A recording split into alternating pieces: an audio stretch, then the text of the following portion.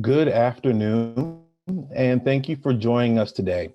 My name is Corey Wilson, and I am the Division Director for GSA's Office of Internal Acquisitions. Before we get started, I wanted to remind everyone that today's meeting will be monitored, recorded, and/or transcribed.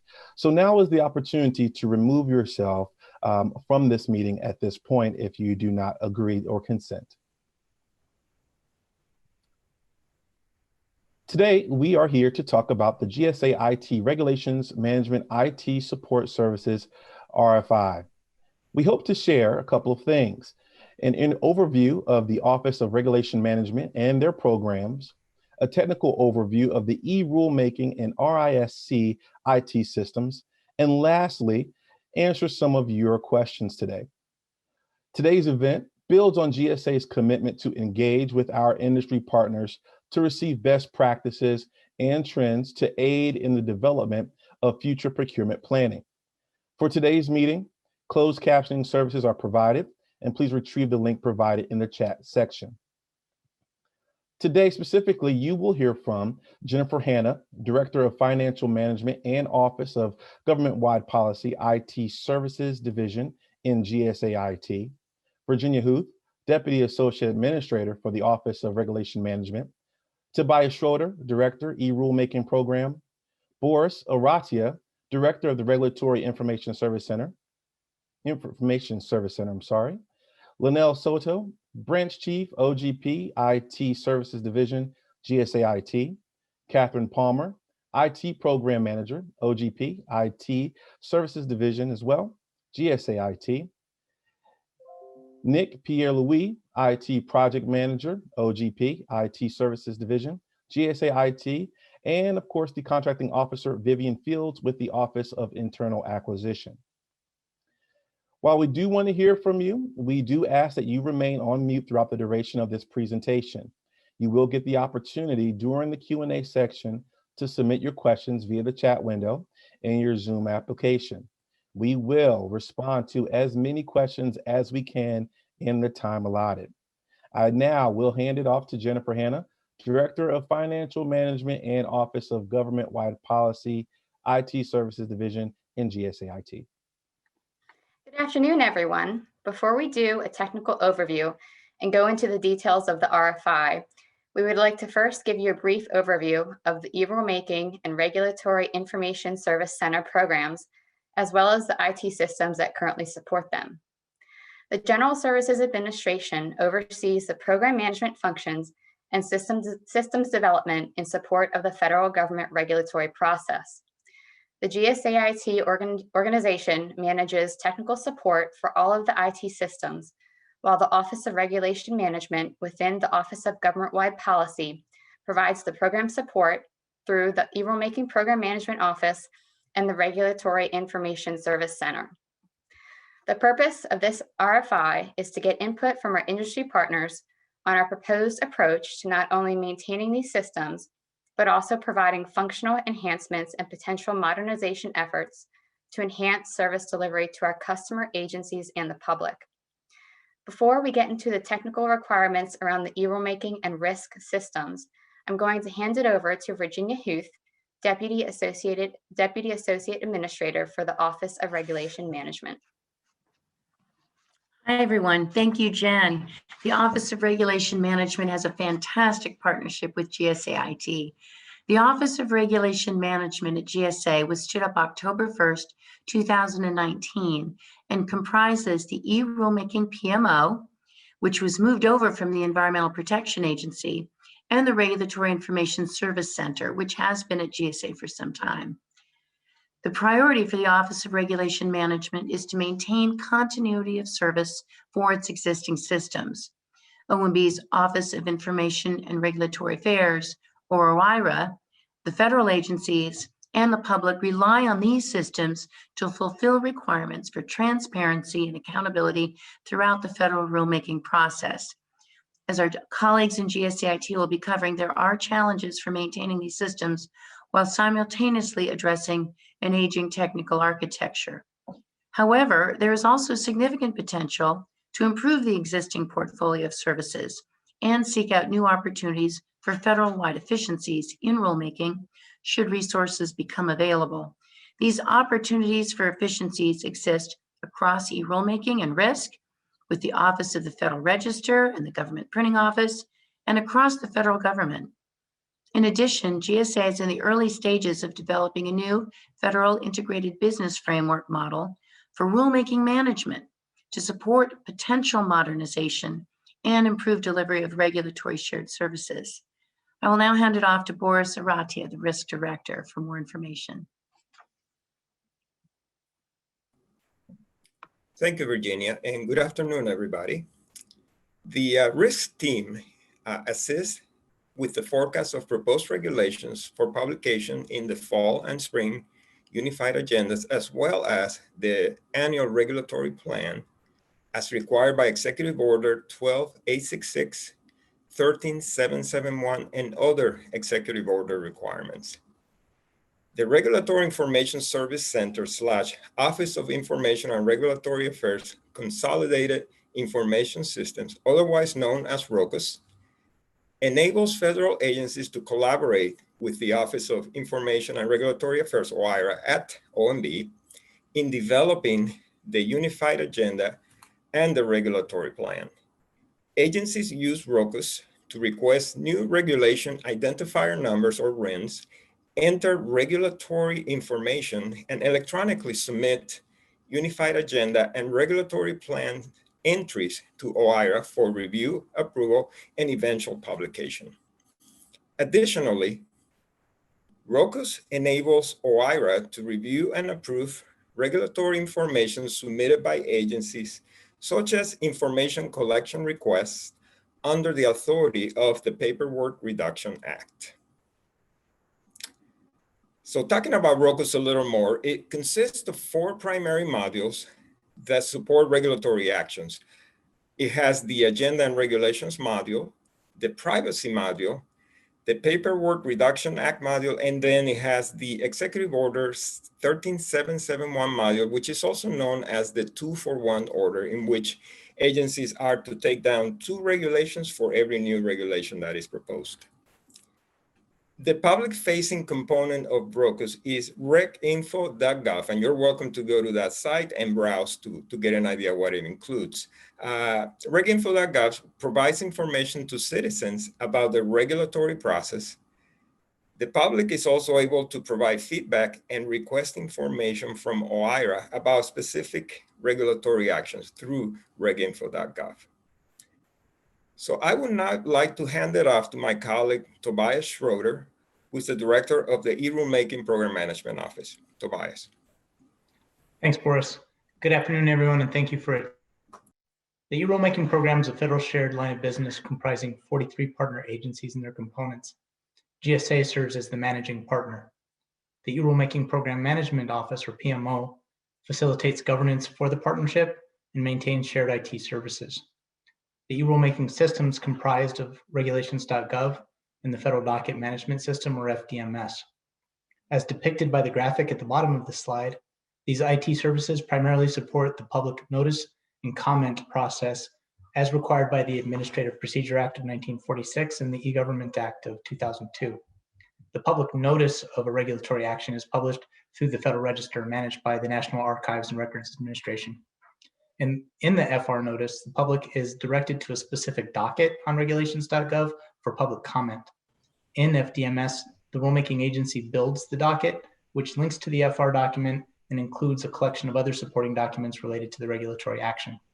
The agencies post selected portions of this docket to the publicly accessible regulations.gov site.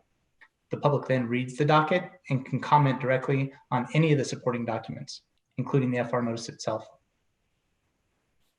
The agency receives and reviews the comments in FDMS and can post the comments back out to regulations.gov for the public to view. For many of the FR notices, a comment form is available directly from federalregister.gov. Comments submitted there are sent to the e-rulemaking systems through the regulations.gov application programming interface. Collectively, partner agencies process over 7 million comments per year using the e-rulemaking system. Individual rulemaking actions can exceed 1 million comments.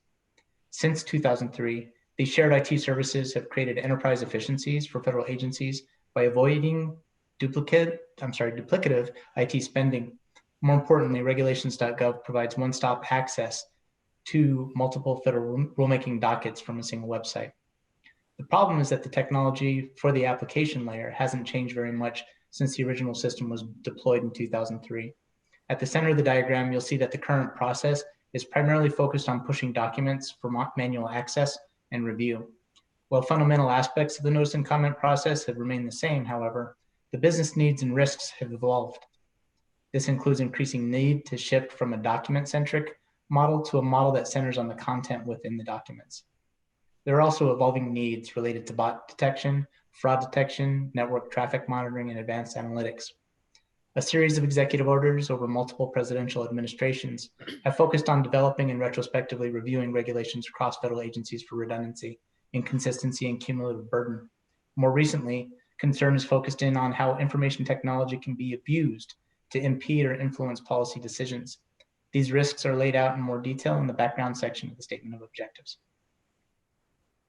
As Virginia Huth mentioned in her opening comments, the Office of Regulation Management not only seeks to maintain and improve its existing services, but explore other opportunities for improving government-wide efficiency and regulatory management. This includes a recognition that e-rulemaking risks are only two stakeholders in the overall regulatory process. GSA will seek opportunities to collaborate with other stakeholders, such as the Office of Federal Register, or OFR, the Government Publishing Office, and the National Institute for Standards and Technology. Two longstanding points of collaboration between e-rulemaking and OFR are depicted with the dotted lines on this image.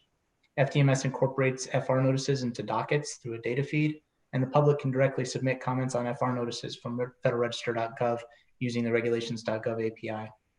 Additional opportunities for collaboration include the ability to cross-reference and access all of the documents from these silos when they're related to the same regulatory action, and conforming to common data standards that can improve the ability for computers to search, access, and interpret the content within regulatory documents. Within the Office of Regulation Management, the e-rulemaking risk programs can make near-term improvements in data quality, data governance, and master data management for existing data structures. For example, cross-referencing data sets through improved management of common regulatory identifier numbers, depicted as RINs on this diagram. OFR and GPO already structure documents to improve search and publication. This includes a thesaurus of indexing terms and efforts to extend the U.S. legislative markup standard from legislation to regulations. USLM is the acronym for that, and that's depicted on this diagram as well. For interoperability, GSA seeks to conform to these standards, which are designed to apply widely across all codified regulations and to complement them with additional standards that are designed to provide machine-readable context for specific regulatory domain. So the priorities are, despite the Office of Regulation Management's strategic vision for improving existing services and achieving government-wide efficiencies, GSA must operate within existing constraints to maintain continuity of service, comply with FEMA security standards, and seek progress on risks from fake comments. Due to obsolescence of current IT platforms, however, some degree of technology refresh will be necessary. Any near-term capital investment decisions should be made with future modernization and full lifecycle costs in mind. Item 7 of the RFI questions is intended to seek information on approaches for striking this balance. When we get to the Q&A session, please take the opportunity during this industry day to clarify any questions you may have regarding the background section and attachments A and B of the Statement of Objectives, including references to legal knowledge representation. I'll now hand it off to Vivian Fields to talk about the RFI. Thank you. Thank you, Tobias. Good afternoon, everyone. This request for information, RFI, is issued solely for information and planning purposes.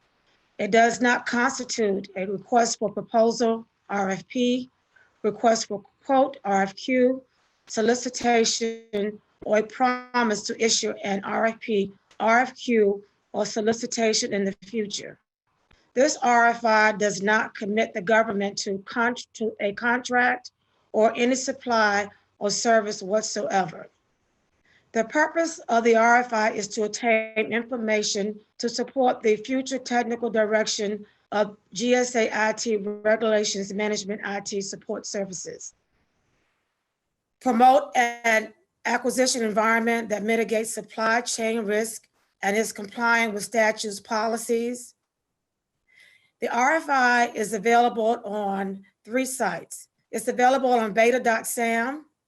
The ID number is RFI 121-72020 GSA ITS Support Services.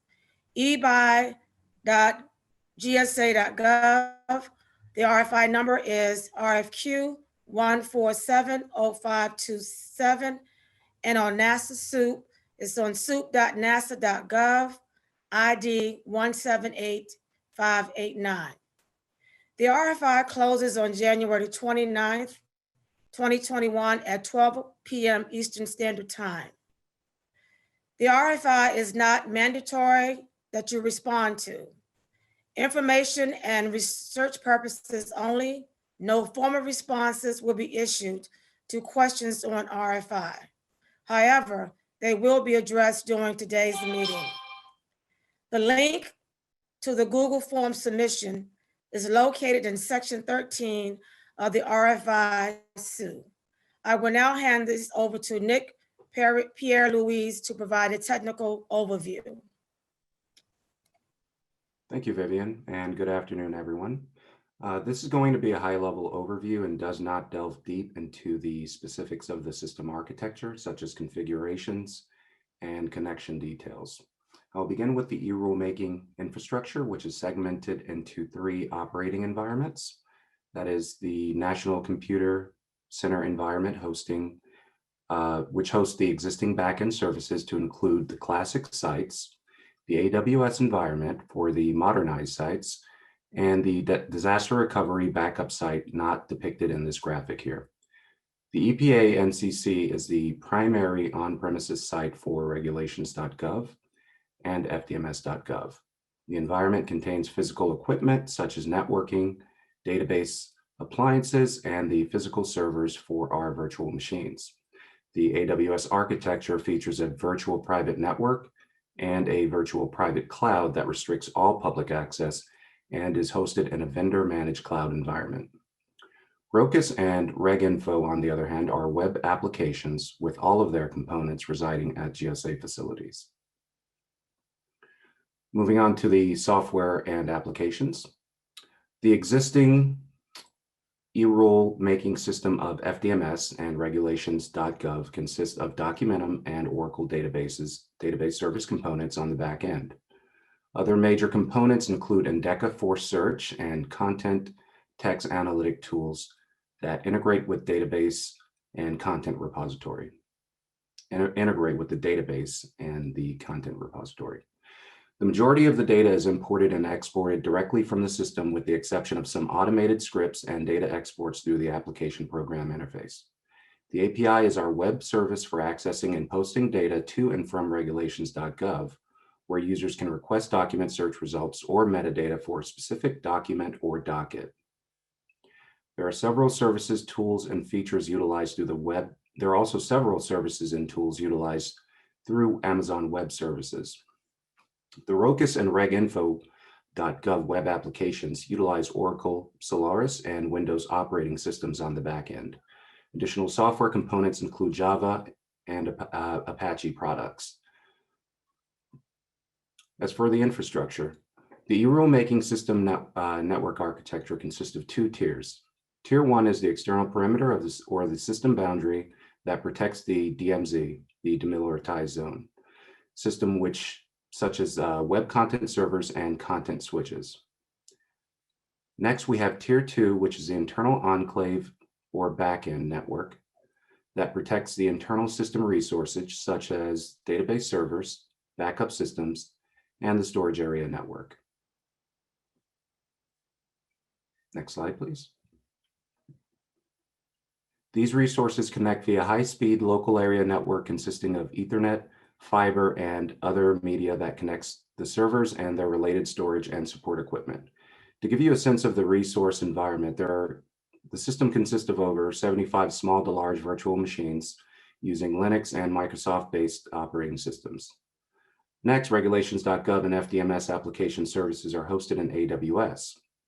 All traffic to the AWS environment is filtered through the NCC via a Trusted Internet Connection 2.0. multiple firewalls, and a VPN tunnel as well. There are no public-facing subnets within the virtual private cloud. As a result, connectivity is restricted based on ports and/or protocols via routing and security groups. Lastly, ROCUS and RegInfo have their own web servers that host the front-end applications. Each of these applications maintain their own database servers. The concept of modernization is defined by the Executive Office of the President's Digital Government Strategy, or the Digital Gov Strategy, informed by the United States Digital Services Playbook, and guided by GSA IT's strategic vision and enterprise policies. There are 5 key objectives for modernization. That is to make the regulatory process more user-friendly, integrate federal regulatory data across programs, provide new data standards, tools, and context for regulatory analytics, inspire innovative uses of rulemaking data, and to provide modernized and shared technology platforms. We do not want to define tactical and operational plans for modernization at this stage, which is why this area is non-specific. If and when required, we will present our IT strategy and will look to you as the subject matter experts to evaluate our environment and present detailed roadmaps and analysis based on GSA strategic plans as it pertains to modernization. To ensure regulations management systems follow GSA ISSO standards in an efficient manner, we must integrate security into every aspect of development, operations, and maintenance, following secure by design practices for any changes in the system. The primary reference to ensure that we maintain a resilient security posture will be the GSA IT security policy, standards, procedures, and guidelines. At this point, we're going to transition into the Q&A portion of the agenda. If you have any questions, please include them in the chat portion of your screen. I'll now hand it over to Catherine Palmer to review the questions that came in or are in the chat. Thank you. Thank you, Nick. As Nick mentioned, we have already received some questions, which we will address before going through your questions submitted via the Zoom chat feature. The first question is GSA looking for the vendor to also host these websites with a FedRAMP certified cloud as part of the scope of support? The answer to this question is GSA is planning an eventual move to a GSA managed and hosted cloud environment for these websites. Currently, the sites are hosted in a vendor managed AWS environment. The next question, the attachment titled RFI Questions 16082332511628 focuses on agile development and its advantages. Yet the statement of work titled RFI e-Rulemaking ROCUS Requirements SOO version 1.2.16082332511839 only mentions Agile once in Task 5. Please confirm that the attachment questions regarding the use of Agile are intended to be answered to in regards to this regulation's IT support services effort or RFI response. Perhaps the GSA OAS is considering a move to adopting the use of Agile for its future development efforts. The answer to this question is the current environment is an Agile environment. The questions regarding the use of Agile are in relation to the RFI response. Future inquiries, if any, will include specific details surrounding the use of Agile methodology. The next question, is it mandatory to respond to this RFI in order to participate in the RFP/RFQ that will be released in the future?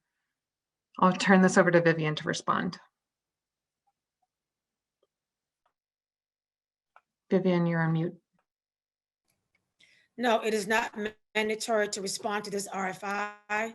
Not responding to this RFI does not preclude participation in any future solicitation if issued.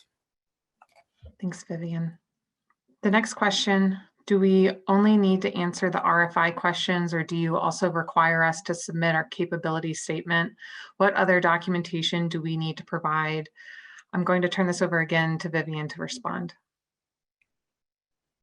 No, it is not mandatory to respond to these RFI questions or submit a capability statement. There are no required documents requested at this time.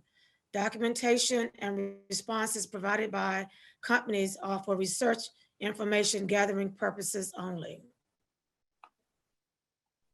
Thank you. The next question is, who is the incumbent? I will again turn this over to Vivian to respond. The incumbents are Booz Allen Hamilton and Cyber Data Technologies. The next question is, what are the software products tools being used? The answer to that question is primary software products and tools consist of Microsoft, Linux, VMware, Red Hat, Oracle, Documentum, Tenable Nessus, Prisma, Twistlock, and Elasticsearch. Additionally, common AWS services are utilized such as S3, EKS, SQS, SNS, EC2, ALB, Code Pipeline, CloudFront, and CloudWatch. A comprehensive list will follow should an RFP be released. The next question is there currently an incumbent contract that is fulfilling these services? If so, would you be able to provide me with the contract ID number and vendor name, or would this be considered a new requirement? I'm going to again hand this off to Vivian to respond. Booz Allen Hamilton contract number is 47HAA020F0155. And Cyber Data Technologies contract number is GSH1417AA0182. Thank you. I do see some questions coming in. At this point, I'm going to turn it over to Latosha Frank to go through your live questions. Thank you. Good afternoon, everyone. Thank you for joining us. I'm going to answer some preliminary questions that are general in nature. The first question is, will the PowerPoint slides be emailed out? The answer to that is yes. If you are a registered participant, you will receive a copy of the PowerPoint slides at the conclusion of this meeting. The second question is directed towards Vivian Fields, and the question states, in the RFI, the government asks about the advantages or disadvantages of doing a contract teaming arrangement versus a prime subcontractor agreement. We are submitting a response as a subcontractor and wondering if we need to speak to whether or not we could do a CTA or a prime subcontractor arrangement, or is it for the prime contractor to decide and respond? Please advise, Vivian. I think that you should submit as much information that you would like to have for that question on the Excel spreadsheet. If that's something that you would be interested in doing, a team arrangement, but also the prime can also respond to that question as well. Thank you, Vivian. Our next question is for Nick Perley-Wee. The question states, the contractor shall provide personnel capable of performing all activities to manage and lead on a firm fixed price contract to model, maintain system availability at 99.5% uptime. Operations O&M include maintenance project system releases needed to sustain the IT assets at the current capability and performance levels. Question, would the government please confirm whether the current capability and performance levels are both 99.5% uptime? Nick?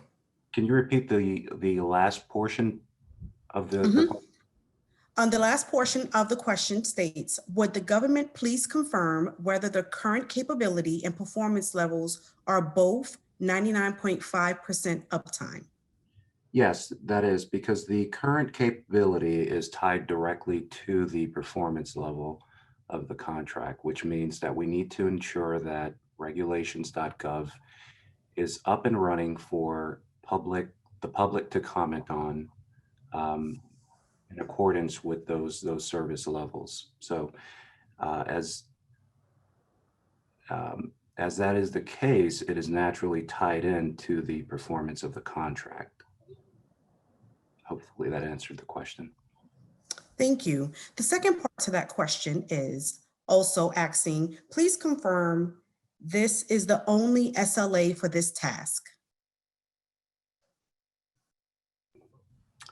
That is not the only SLA for this task. As we move further, if we do decide to move further, the quality assurance requirement will detail the performance level and the KPIs specific to each of the tasks that are called out on the RFI. So initially, it's not as detailed as it needs to be at this stage in the process, but if we do decide to move forward, then those additional KPIs will be laid out and expressed in detail. Thank you, Nick. This question is for Catherine Palmer. Will the government be providing additional information to enable apples to apples evaluation of level of effort? Example, concurrent number of users, number of transactions, size of environment, sprint cycle length, team size, types of enhancements, small, medium, and large. Thank you for that question. I think what we are trying to do, particularly as it pertains to agile development, is implementing sprints to meet our customers' needs. This is a very dynamic environment, and we're looking to make sure that as it pertains to scoping out the requirements, that things will need to be adaptable as necessary.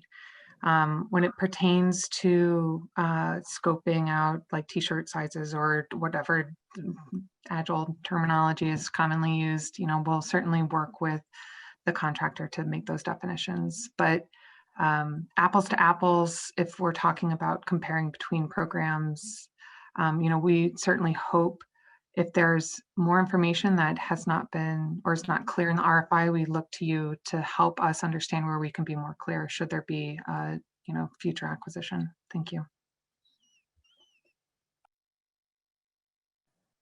Thank you, Catherine. This question is a combination for Nick as well as Tobias.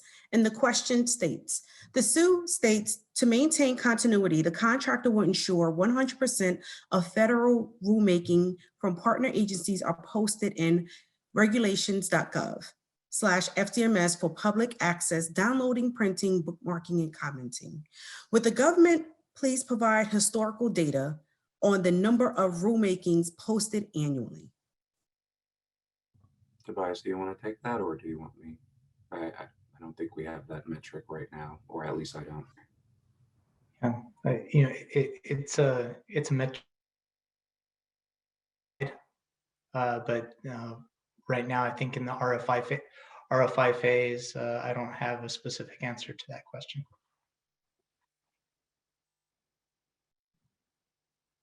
Okay, we can provide that when I think we can look it up and send some information out when we send out the slides. Thank you, Virginia. The next question is for Nick Perley-Wee. The question states, Section 522 states, the beta version is hosted in a containerized cloud environment. This system will be required to move to a future GSA target cloud environment. Please clarify whether migration of regulations.gov to the future GSA target cloud environment is a requirement for this contract. That is a requirement for this contract, and we are in the evaluation phase and planning phase at the moment. So in the future, that is where we're migrating this system. Thank you, Nick. To accompany that question, this may be a suggestion, but I will ask the question. It states, if migrating regulations.gov is part of the scope of this contract, please provide additional details to enable bidders to appropriately scope and price in the migration. Example, process flow information, interfaces, architecture, build process, technical specification of beta site, number of transactions, database size, and size of the environment. Would you like to comment on that, Nick? Sure. So that information, as I mentioned in the modernization section, is coming, is potentially coming later. I am not guaranteeing that an RFP will be put out, and I'm not saying that it won't. But if we do, the architecture, system diagrams, all of the information required to properly develop a solutions roadmap for modernization, risk assessment, and any of the modernization plans required to move a system will be provided. Thank you. The next question is for Catherine Palmer. Catherine, does GSA provide the tools for scanning, security monitoring, and analysis required for FedRAMP IAS? Thank you, Letitia. Yes, GSA provides tools for scanning, security monitoring, and analysis. The vendor, though, is responsible for the implementation of these tools and the execution of GSA scanning and monitoring procedures. Thank you. Catherine, this question is redirected back to you. The next question it's actually a three-part question. Is penetration testing required? Yes, penetration testing is required. If penetration testing is required, at what frequency? So the scope and frequency of penetration testing varies based on the level of change to the system. And of course, we want to be compliant with GSA IT security policy. The last question to that three-part question. If penetration testing is required, does GSA provide the tool? GSA does provide the tool and conducts the penetration test. Okay, thank you. There were some questions in the comments regarding the RFI links. I did post that in the questions, as well as there was a request to post the Google form link, which is also in the comments as well, posted to everyone. The next question is for Vivian Fields. This question is there one incumbent for this procurement, or is there a consolidation of multiple? Can you please give the incumbent contractor names and their contract numbers and their contract expiration dates? There are two incumbents, Booz Allen. Their contract number is 47HAA2020F0155, and Cyber Data Technologies, and their contract number is GSH1417AA0182. I will provide those expiration dates when we send out the slides. Thank you, Vivian. This next question is for Mr. Perry-Louis. The question states, what is the FEMA system categorization?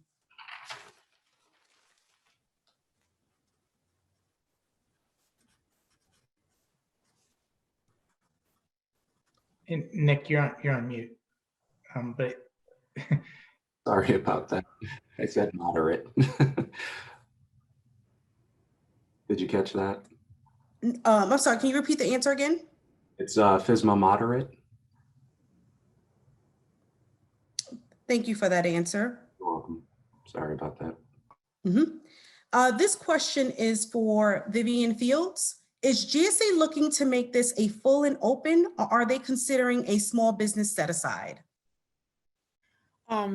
As for now, we're in the planning stage. So once the RFI closes and all the information is evaluated, that'll be a decision that will be made. But right now we're in the planning stage.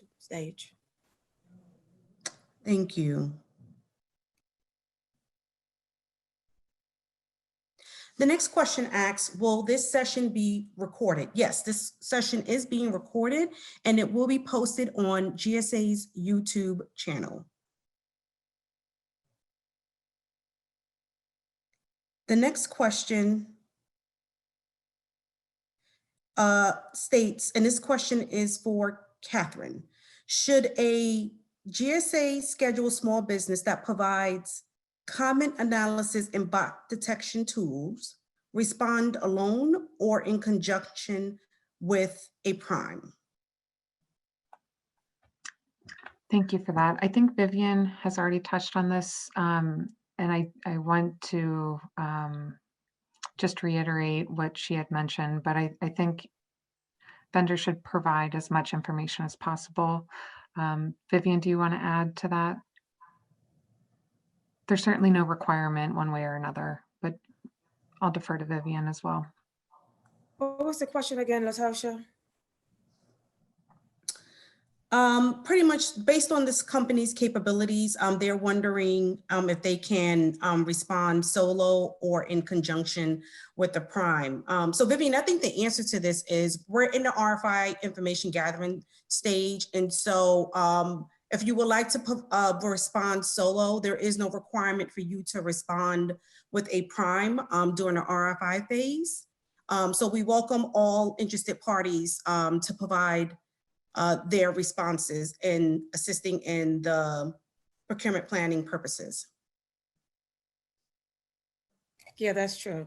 Thank you. Okay, so the next question asks, in the RFI, there are a set of questions that differs from the Google document. How can we ensure that we provide responses to both? Can we email our responses that's in the Google, that's in the RFI that differs from the Google form separately? Is that for me? Yes. Yeah, I don't have a problem with that as long as they provide answer the questions that are on the Excel spreadsheet. I don't have any issue with them emailing their response. Okay, thank you. This question is for the entire GSA IT team, Jennifer Hanna, Nick Perlewy, and Catherine Palmer. And the question states, can you share some of your biggest challenges you've been experiencing as it relates to your modernization goals? I'll chime in first and then hand it over to Catherine and Nick to jump in. I think one of the things that we're very focused on is making sure that we have a flexible environment and we're able to adapt quickly to changes in priority. So that's one of the things that we are most concerned about and trying to make sure that we maintain that flexible environment. I'll also hand it over to Catherine and Nick if you wanted to provide additional information. Thanks, Jen. One of the things that I would also add to that is making sure that, our current systems are based on legacy technology and, managing the technical debt that comes with the legacy technology while making incremental changes is certainly a challenge. We're looking for vendors, as Jen mentioned, providing flexible, adaptable technology solutions that are creative, that help address our customers' needs. Nick? Well, I agree, Catherine. The technical debt is probably one of the biggest issues or challenges, at least speaking for myself and then looking at the program as a whole. But managing complexity for an older system in general is always difficult because technology changes very rapidly. So you also have to keep up with the new technology, meanwhile managing the program spend and additional any additional issues that might come up. So with modernization, it's always a challenge regardless of the system, I think.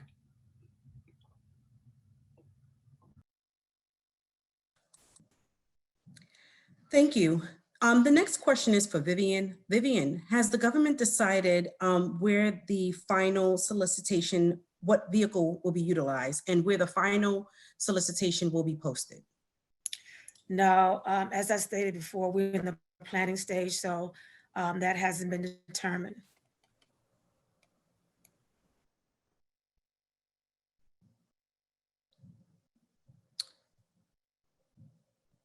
And that concludes our questions for this session. I would like to remind all of our participants We will follow up with the PowerPoint presentation, as well as the contract numbers of the incumbent, as well as the names of the incumbent.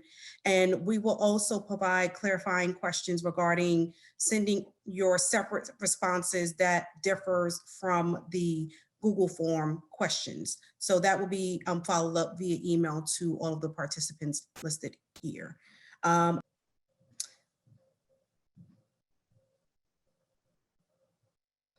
At this time, I will turn it over to Mr. Corey Wilson for closing remarks. Thank you, Latosha. A couple of quick things to clarify. We aren't going to be evaluating any RFI submissions, simply using those for, excuse me, planning and research purposes. However, we do anticipate an RFQ. The timing of that RFQ is still to be determined. So we are utilizing all of this information that we're collecting via the RFI for informational purposes only. But as Latosha said, thank you guys so much for joining today. We appreciate the collaboration and the insight with your questions, again, as our industry partners. As a reminder, the RFI does close at noon on January 29th, 2021, and all submission details are included in Section 13 of the draft SUE within the RFI. We do look forward to hearing from you, and thank you so much for your participation in today's GSA IT Regulations Management Industry Day. Thank you and have a great day.